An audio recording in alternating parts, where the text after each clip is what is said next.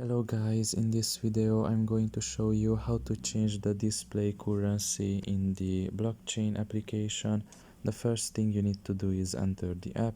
Once you're done with that and you are in the home page, you should look at the top of your left corner and there you will see your profile. Press on it.